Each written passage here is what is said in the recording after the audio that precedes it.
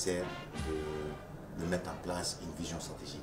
Et cette vision stratégique n'est rien d'autre tracer les limites gauche, les limites droite, travailler dans un canevas bien précis. Et cette vision stratégique se rapporte un mot fétiche, un mot clé. Nous avons voulu être pragmatiques.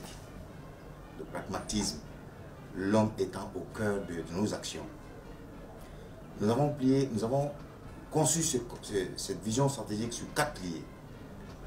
Et il y a le pilier au plus près des opérations, parce que c'est notre cœur de métier. L'armée de terre aujourd'hui participe aux opérations avec un effectif conséquent. Au plus près des populations, parce que dans tous les cas de figure, nous avons pour mission essentielle d'assurer la sécurité et les biens des populations civiles, que les populations civiles sachent pourquoi nous sommes là, donner un sens à notre présence. Une armée de terre au plus près des hommes. Au plus près des hommes, c'est quoi? Ça veut dire penser à la vie quotidienne des soldats, à leurs conditions de vie, à leur plan de carrière. Et pour couronner tout cela, des chefs plus près des hommes, c'est-à-dire un principe de subsidiarité dans le commandement. Faire en sorte que nous puissions décentraliser ce commandement, donner l'initiative aux subordonnés, à nos grands subordonnés, pour mieux commander. Donc l'armée de terre étant basée sur ces 4 piliers aujourd'hui, nous estimons qu'il est nécessaire, plus que jamais, d'être innovant dans ce sens. Une vision armée de l'air 2025 qui se base sur la devise de l'armée de l'air, c'est plus haut, plus loin, plus fort. Et nous avons aligné les 3 axes de la vision armée de l'air 2025 sur cette devise.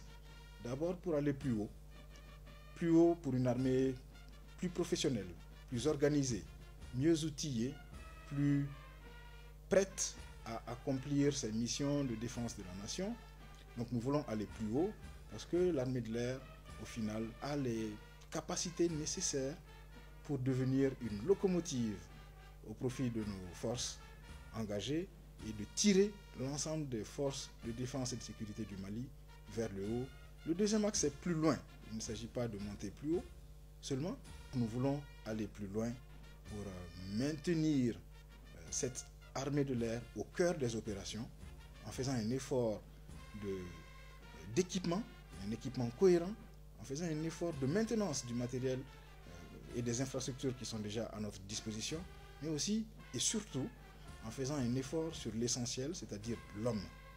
Le troisième axe, c'est plus fort.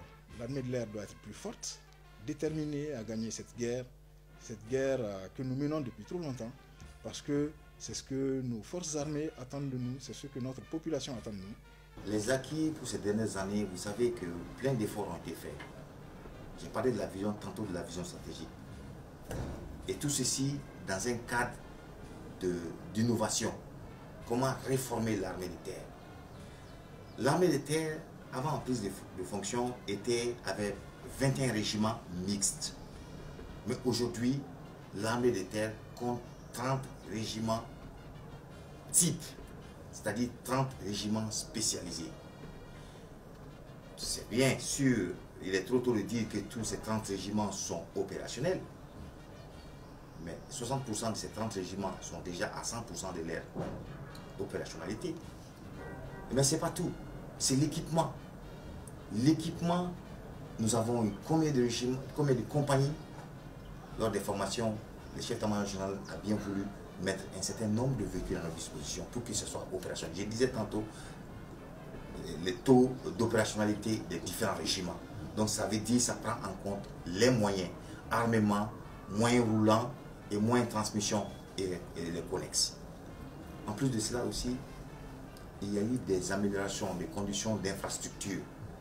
Quand vous prenez le camp de Sévaré, aujourd'hui, qui est un hub qui reçoit toutes les forces montant vers le nord et descendant vers le sud, il y a eu des aménagements à ce niveau.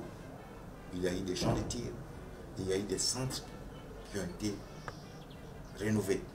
Les acquis les plus visibles, en général, c'est les infrastructures, c'est les équipements qui sont publiés Dans ce cadre-là, vous avez vu toute une série de réceptions de vecteurs aériens. Mais en plus de ces équipements, de ces aéronefs, de ces matériels de soutien, il y a des infrastructures qui ont été inaugurées, mises à la disposition des forces. Mais au-delà de tout ce qui est visible, il y a des efforts, des acquis sérieux qui sont beaucoup moins spectaculaires. Et ça, c'est les efforts de restructuration, de réforme que les autorités de la transition ont impulsé avec courage pour remettre les forces de défense et de sécurité à la pointe du renouveau malien. Tout le monde parle aujourd'hui du Mali Koura et il est important que nous, forces de défense et de sécurité, nous soyons les précurseurs, les pionniers, ceux qui donnent l'exemple de cette réforme, de ce renouveau du Mali. Et dans ce cadre-là, beaucoup de textes ont déjà été élaborés, d'autres sont en cours d'élaboration. L'armée de l'air, évidemment, n'est pas en reste. Il y a une réorganisation territoriale qui a déjà été entamée. Vous l'avez vu récemment avec la création d'une 3e région aérienne. Il y a aussi des bases aériennes, des détachements air qui ont été créés ou qui sont en cours de création pour permettre de redonner à l'État les moyens de se redéployer sur l'ensemble du territoire national et d'être au plus près des forces et aussi des populations. Je peux vous dire, vous garantir que l'armée de terre, d'abord, de par son ancienneté et de par son effectif, elle est le maillon essentiel des forces armées de défense, c'est-à-dire l'épine dorsale des forces armées de défense. S'agissant des effectifs engagés dans les opérations, l'armée de terre contribue à ces opérations à 80% des effectifs total des opérations. Et je vais vous dire, en plus de cela équivaut à 60% de son effectif total présent. Donc nous roulons sur un effectif de 40% en réserve comme élément de soutien et comme élément de réserve.